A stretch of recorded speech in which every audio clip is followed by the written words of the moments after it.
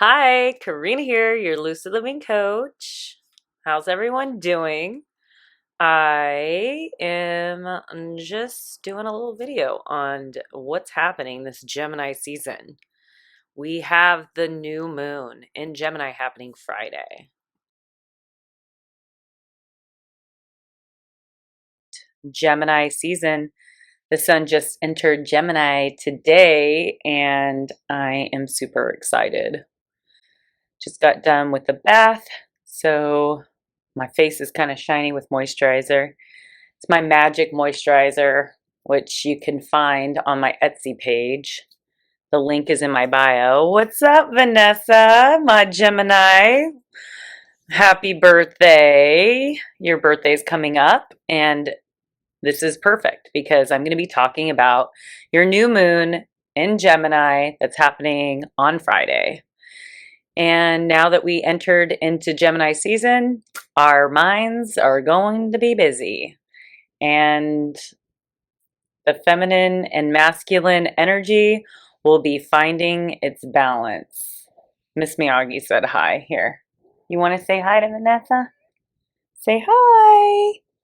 Hi, people. Yeah, so what's up? Let's talk about Gemini. We'll warm up with just talking about Gemini as an energy. So Gemini is an air sign. It's a mutable sign, meaning it is the ending and it's wrapping up of a season. So we're coming into the last, thank you, she is super sweet, the last season of spring. And so this is May 20th through June 20th, Gemini season. So this is about balancing the anima and animus. So if you don't know what anima and animus, it is Carl Jung's school of analytical psychology, where the masculine side of a woman, it's like the unconscious masculine side of the woman is animus, and the unconscious feminine energy of a man is anima. So we have these two dichotomies within. Now Gemini is known as the twins because it is pretty much well balanced with the masculine and the feminine energy. And it's kind of like an androgynous sign. You could see very much of feminine energy in a man and a more masculine energy in a woman with this Gemini sign. So I could be talking about the sun. I can be talking about your moon or your rising. So you could be a Cancer sun with, let's say, a Gemini moon. You're going to have more of those qualities as your moon. With this, the element is air, so it's very intellectual. Okay, so it's thinking a lot, and the inner polarities within. Okay, so we're seeing these pairs. I'm on two different platforms, so I'll be like switching back and forth. So this Gemini new moon that's happening on Friday, the 22nd at 10:38 is at 2 degrees. Now, pulling up the chart, I noticed 2 is a theme, right? So the sun and the moon are together, merging its energies, our masculine and feminine energy in the sign of Gemini. And then we have Venus retrograde conjunct Mercury, and they're merging their energies at 20 degrees. So we have, that's 2, 2, 2, 2, right? And then if you look over, the vertex is at 20 as well. And Neptune is at 20. So we have a lot of 2s happening in this new moon. 2 represents pairs of opposites. It's also our relationships and also balancing this masculine and feminine energy within. And Gemini is about learning about the rational aspects of life through communicating with and learning from others. So Gemini's very adaptable. They love to talk with their hands. They're very clever. very communicative. They know how to communicate very well. They're flexible. They really I just totally love my Geminis because they could literally speak the words that I'm feeling that I can't really express in words. So that's a really good quality that Geminis have that I absolutely admire. So it's mutable air, it's an ending, it's concluding the spring season, ready to step into the summer and starting something new. There will be a huge shift that's happening this Friday because this shift is on the nodes. Hi, Natalie. Thanks for joining. The North Node is in Gemini and it's opposite where it was in 2012. So this is wrapping up I think it's an 8-year cycle. So it's wrapping up this 8-year cycle. So whatever happened in 2012 is coming up. So it's like the opposite. So let's say in 2012, you're getting maybe out of a relationship or breaking up. Now this transit will have you going back into a relationship. Let's say you had to move, let's say in 2012, this cycle might open the doors up for you to move out of that place or something like that. Or there's just this difference that's going on between these two energies. So that's kind of exciting. I know I felt the big shift in 2012 and that I was really mindful on the path that I wanted to be on and now I'm on it. So that's really great when things like that happen. So this is the twins also having their new start, their new journey. This is a brand new cycle for the twin flames. So they're wrapping up an old cycle and they'll be stepping into a new cycle. And there's another wave of twin flame awakenings as well. So that's exciting because we need as many as we can. So what's up with this Venus, this retrograde Venus conjunct Mercury? It's really going to be focusing our mind on the things that we value and also the things that we want to manifest in our life. Venus in retrograde always brings back past lovers or past friendships or past people that you haven't seen in a while. Now they're coming in to show us or teach us or remind us of what we've already learned. Or maybe we're choosing not to repeat history. Like, okay, this didn't work before. Why would I think it would work now? Especially if we've evolved and grown. So not stepping back into old patterns. And this is also rethinking our love and value. This will heighten our attitudes and needs in love. So thinking with your heart and feeling with your logical mind. What is best for you and what have you lost? And have you gained something new? How can you balance these two things or these two dichotomies within? What have you learned about yourself? What has changed in your outlook of life in this time?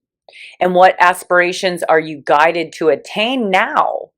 Envisioning your goals and setting up step to step what steps need to be taken in order to make your goals come into fruition and make happen. So Mars in Pisces also. So the masculine energy is kind of in this nebula of energy. Our masculine energy wants to escape through certain escapism tactics like drinking. Okay, so Pisces is spirits. And that is squaring this new moon and sextiling Uranus. So there is this future, this flash of your future that is going to reveal what you actually desire and want. So that's exciting, crazy, but we have a lot of retrograde planets. So we have Saturn, Jupiter, Venus, Pluto, Pallas, and Juno. So Juno is Jupiter's wife. Jupiter is ruler of Sagittarius. Saturn is Capricorn. Venus is the ruler of Libra and Taurus. But I think it's more Libra than Taurus. I think Taurus is like an earth-ruled sign.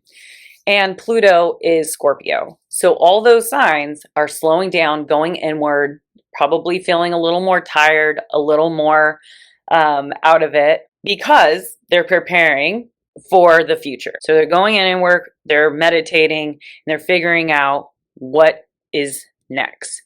So this is about speaking your truth and being open to revisit your heart and relationships and love as well. So Gemini season, masculine, feminine, light and dark, anima, animus. I think the twins, Mercury ruler, which Mercury's not in retrograde right now. So thank God our minds are still coming up with a lot of ideas, which is great. We're going to be getting a lot of truths. We're going to be thinking of like literally, if you do not journal, start journaling during Gemini season, because there's going to be so many ideas and so much coming in that you don't want to miss out and forget about it, because that's how fast Gemini is. Gemini is like thinking, thinking, thinking, thinking, thinking. The color to work with is yellow and orange. That is the solar plex and the sacral chakra. The gemstone to work with is agate, and it rules the arms and the lungs, and that's why this North Node is in the sign for 2 years. And during that, the North Node means this is where we're supposed to be heading. So this is actually launching us into the new Age of Aquarius. It's trining the new Age of Aquarius. So we're getting a lot of looks of the future right now. It's stepping into the new decade as well. And the next 2 years, it's really showing us what's going to be happening. And because before it was Cancer and Capricorn, and now it's Gemini and Sagittarius. So Sagittarius is foreign lands, it's travel, it's education, and it's super spirituality. And it's knowing, like, because Sagittarius, if you know a Sagittarius, they pretty much think that they know everything. And sometimes they can be a little bit cocky about it. And that's the energy that we're moving away from, but that's the energy that's the most comfortable for people right now. And so that's why you're seeing all over the media, what's up, Gingy? I miss you. That's why we're seeing all over the place, like everyone's like, saying what they think is true, right? But no one really knows the truth. No one really knows what's going on, but everyone has their opinions, like a lot. And I'm seeing there's battling or, people shitting on people's page, like just because they posted something that they don't agree with, which I never really got. Like if I see something I don't really agree with, I just move the hell on. But if I see something that I agree with, I'll comment like, oh, that's so true. So it's good to just be in support of what your truth is, and don't shit or condemn or argue with people that don't have the same views, because it doesn't make sense. It's like you're not going to change someone's mind with a shitty attitude. So this is the stuff that we're moving away from. This is moving away from knowing it all, because in Gemini, that truth, that things are always changing because it's mutable. It's a mutable energy. It's very adaptable. So that's where we want to head. We want to be more adaptable in our thoughts and our beliefs and our truth. Like, because things change, and especially in the new world, things change very quickly. There's nothing that stays the same for very long. And if you haven't experienced that, then I don't know where you've been because it's been kind of a crazy ride for the last couple of years. Now, 2019 was preparing us for the new world, which we've entered 2020. So the esoteric astrology for this is like, this is the twin flame portal, because Gemini's the twins. And through that's where a fucus is. And opposing a fucus is Orion. So that is the soul and personality communicating. So the higher self and the lower self. Okay. So we're trying to balance these two dichotomies within, because we have to silence the lower self, which is the 3D self, to hear the soul self speak, the higher self speak. This is the relating of pairs of opposites and building of the building of the bridge between the soul and the personality needs to be built with heartfelt service for humanity. And this is a great time for study and for meditation, and to not assume, like being on the tower. That's how I see it. Like, you know how Buddha, when he was born, but he never really got down to see the people. He was just up in his rich castle, and he was protected and hidden. And when you're up there, you can have all kinds of judgments. You could have your imagination going. You can think what it might be like on the other side, or being, with others. And so, going down and really getting to know your community, people, experience life for yourself instead of just watching it on TV or watching it through your World Wide Web. Okay, so it's actually putting yourself out there to experience life in your communities. And because Gemini shorts distance travel, it's not like far away land. So the next 2 years, we are to be staying close to home, working within our home, helping our home, because this is where a lot of the transformations are happening, especially the United States. Okay, because we have a huge eclipse on July 4th, which is our Independence Day, and it's on our sun. Our sun, as the United States, is 13 degrees of Cancer, and we're rising Libra. And there is a lot of shifts happening for the United States as a whole. This is also rare, as we're having 3 eclipses in a row.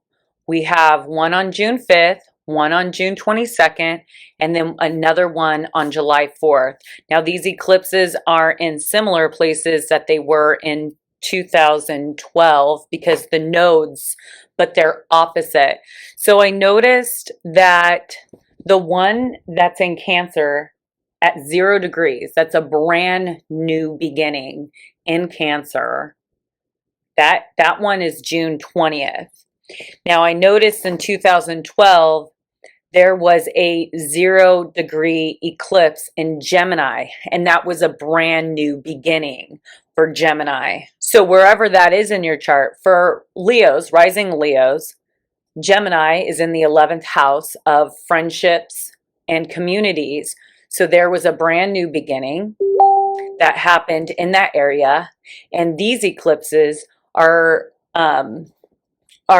wrapping up that and returning that community and friendship. So that is about like deciding who you want to stay, who do you want to partner with, who do you want your friends to be, and what groups and communities are serving you and your higher self and your mission. So that's just an example. So just look at your chart, see where Gemini is, and this is where this brand new beginning, because each sign has a new moon and a full moon each year. Sometimes there's exceptions to that rule. I remember a couple years ago, there was 3 Libra moon cycles, and sometimes that's rare, but we still see it. There's a lot of things that are exceptions to the rules for sure.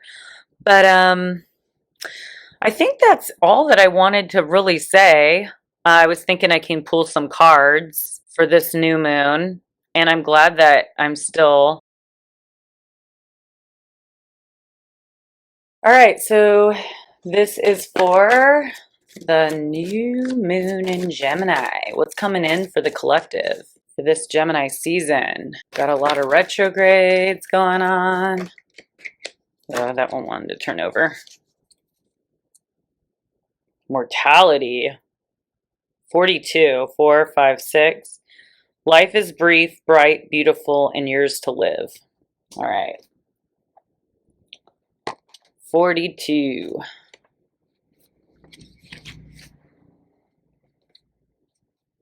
Kind of a crazy card. It's a dark one. So show Instagram first. And there you go. Life is a Tweedledum points out a strange thing where we can go in just a moment. None of us knows how long we have, and no matter what we believe or tell ourselves, we are all mortal in this form. This lifetime is just one brief, bright jewel. Alice denies this, but it is the truth. We are all mortal and we all pass. We must know this so we can hold on to the precious gifts that is in this existence. When this card comes, it does not mean you are about to pass. It is not a card of death, but a reminder of the beauty and the fragility of this existence. It urges us all to take this life and make it as beautiful, as meaningful, and as full of adventure as we can. Too many of us live as this life is a burden awaiting another lifetime or a heaven which will save us from the difficulties and challenges of being mortal. Instead of living as if there is forever or a better place to go, or as if other lifetimes or existences in the afterlife will be better, live like this life is all you have. Live like this is the very best you can ever experience. Live like this is the greatest blessing, the most treasured gift you could ever have been given. Life like this life is heaven, and your very existence is a miracle of creation, because we can and we will go out like a candle someday. And when that takes place, the only true measure of a soul is what we did here with the priceless gift of human life. So the deviation for this card is appreciation of existence, relishing being alive, making the most of every moment, accepting mortality in ourselves and in others, living in the present, and feeling joy at being alive. And that's true. I can resonate with that card because there has been a lot of crazy death on TV, right? There's a lot of people dying, and it's kind of in our face. I mean, we all know people die. People die every day. But this is more in our face, and also showing us that life is precious and we ought to enjoy the freedoms that we had that we may have taken for granted, right? So I'm going to pull an animal spirit. I don't really like the new platform on Facebook. It's too bad that they change it so much. It's like once you start getting used to one platform, it changes. That's like so the new world too. Everything's like changing so quickly. So what animal spirit should we work with for this moon cycle? Aw, all right. The otter. Really? That's so cute. The otter, which is interesting because I think an otter would be in air or water. Yep. Because they live in the water. So if I were to pull up the chart, let me see where water. Mars, okay. This message could be for the masculine. And Neptune is in Pisces. Those two are in the water signs. So Neptune and Pisces. There we go. All right. So now that we have that, let's read the otter. Unobstructed joy, playfulness, contentment. Hi, Nat. You're on both platforms. Woohoo! Perhaps the most joyful creature within the animal spirit deck, the otter represents absolute bliss. Otter energy is the playfulness of a child, available to us at any age. They have the giddiness and the reverence for life itself without the presence of doubt, worry, or skepticism. Imagine yourself with a little more otter energy. What would life look like? What would it take to bring you there? The otter card begs this questions and wants to transport us to that precious place as soon as possible. The celebration awaits. So when in balance, full of love, needs nothing. When out of balance, gloomy, sighs, make silly excuses. And how to bring this into balance if you're feeling out of balance would be dance party or celebration. Woohoo! Gotta love that dance party. But yeah, so I wish you guys the best new moon in Gemini, which is literally a really huge shift. Like this is big, guys. Like it's where the north node is of the moon, where the eclipses are, and it's really setting the stage for stepping us into the new earth, the new world. So choose, because we have freedom of choice and we're splitting. We have the old world and the new world splitting. So you have to choose whether you want to step into the new world or you want to hold on to the old world that we all know the outcome of that, right? Also, I want to let you guys know that I will be hosting a paint and sip tomorrow night for the new moon in Gemini. And I think I'm going to start around 7:30. Yeah, so you can find that on my Facebook, the New Moon Paint and Sip group. I might go live too on my Facebook. And also, just a reminder, my book launch is June 17th. So don't forget, because you're definitely going to want to get a copy. It's full of uplifting information and many people's tricks and tips on stepping into your power. So thank you for joining, and peace out, people. I'll see you on the next video.